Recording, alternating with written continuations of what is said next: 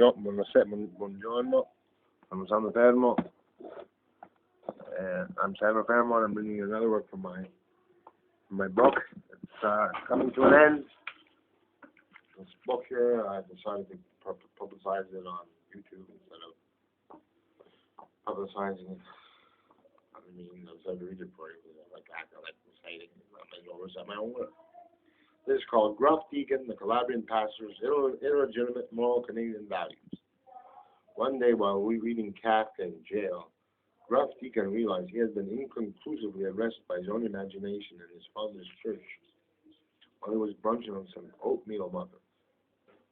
He thought he could really do as he pleases, but this torrid fluid of beer and lack of Zyprexa made him realize that he had been intellectually subservient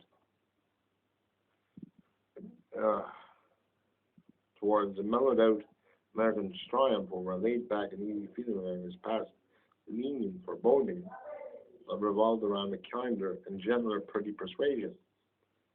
He was the son of a Calabrian pastor who had converted from Catholicism into the evangelical creed.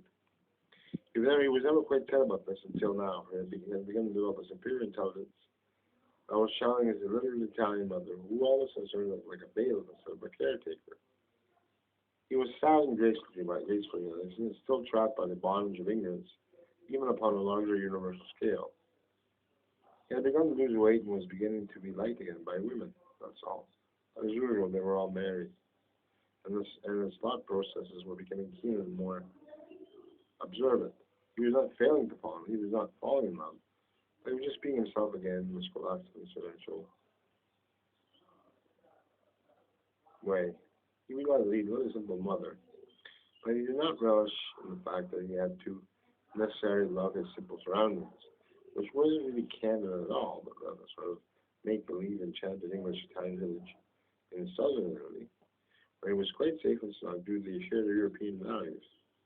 He was analyzing his mother's dreams, but revolved around parental facilitating psychological around children things, which weren't things like humane, feminine qualities were being cherished by his parental facilitating psychological analytical capabilities when he suddenly realized that his father had perished 4 years ago, and now.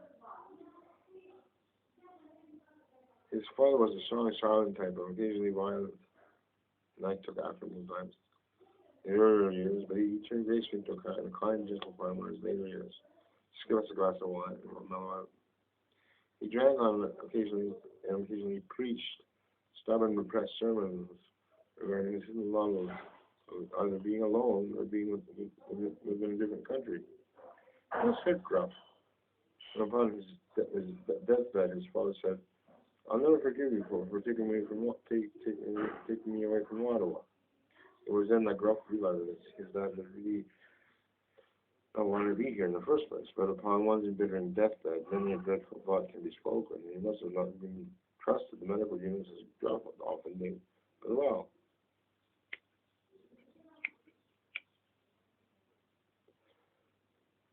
Forcing GRUFF to proceed such civic matters often was his father's genetic and alcoholic age. Generally analyzed as a harsh and brutal temperamental control problem, the GRUFF DEACON was becoming like his father. GRUFF was chronically inducible schizophrenic and had a particular devotion towards the American movie industry that he thought was not properly doing its job after September 11th. Far too long and deceptively satisfying, though. There were no that of composite value of negligence, yet so negotiable associative mythological associations. The redemptive value of a painful and necessary humble reproach was seen, but not just parade within the mainstream. There were too many space cowboys and yet not enough drugstore ones.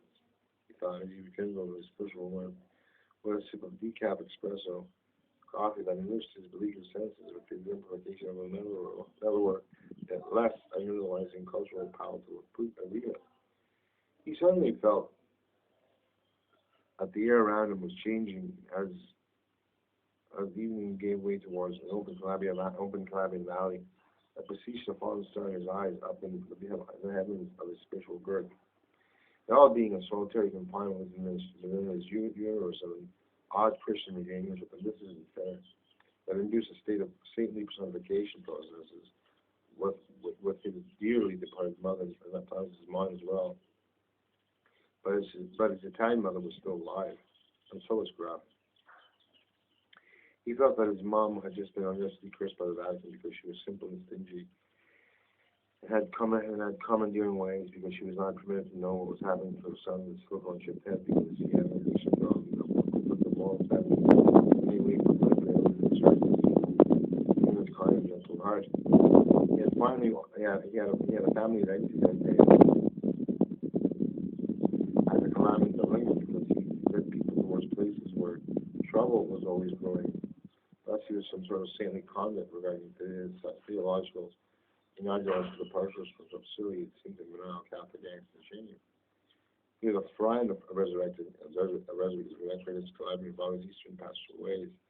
But first forth from the moral vacuity of Hitler's Second World War, covering up his enchanting negativity of English means, or his possibilities when Prime Minister Bush should be doing this.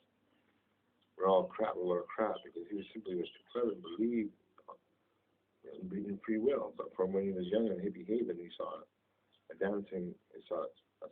Satan dancing with the light with a bunch of bricklayers, with a bunch of with a bunch of stone freaks on the Somerset Street in Canada. Hearing Italian fashion songs illegally being played on bricklayer stereo before Gruff himself scrubbed his face, making me feel happy with his scrubs. With this scrub had simply become a paralysis just like Manson and Chapman, and all these Pinochet nice kills of unlimited victimization process of the American right wing that prefer the likes of arrogance and American stubbornness and yet cherishability, and yet cherishability. But he was a former member of the FBI and had Republican ties towards the majestic quality of our American military. That was not a regrettable, normal, simple man within Clinton's way to satisfy the aesthetic value of an illegal plastic surgery. I was performing upon him because he had once danced with his dragon's jaws on Corsica Town to the original such monstrous blindness. When he realized he had this implant because he was a legal beagle and a clumsy man that had almost been killed by Carl and destroyed by brood that shall quench his thirst and turn his liver into 5 easy pieces, when he found out that Captain America was being drilled somewhere with more difficult routes to maintain, it just had to be that way. All of a sudden, 10-year-old boy began to fathom Muslim culture, Christianity, little King Arthur Spain, and he identified with him. And unworthy Lancelot began to blush upon Gruff's hidden grace. It unleashed the line of mountain hopes and regenerative earthly powers of peace on earth, and goodwill towards all men, with the sisterhood of brotherly means that shall be his and far deeper, as Gruff tossed aside his red-covered mile, and to live forever in a silent grave. His reality, foreseen as the inevitability of death, being greeted with a smile, and as irreversible reminder of fragility, with painstaking nutritive accomplishments and feats that resound with the continuity of love of others within our lives. That is as good as one can possibly be within the purgatory of salvation. You like that one, guys? Girls and gals. Come on, crickets and a lot of fun, top chats. I'm an interested fellow. This is my home. This is my home here in Italy, man. You know, like people keep saying, a lot of shit happened to me here.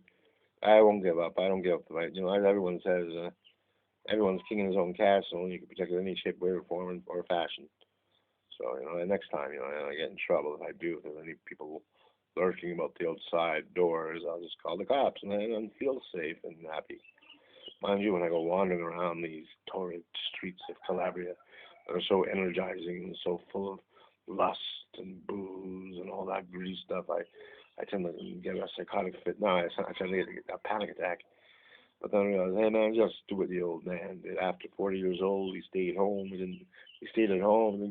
Didn't go anywhere anymore. I stayed at home, did his land, drank his 2 liters of wine, and was just comfortable, just the same. I said like this, but like, I do miss Ottawa, but if you obey the law, you can go anywhere you want to.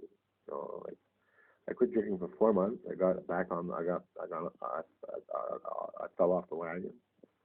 And when I got back on the wagon,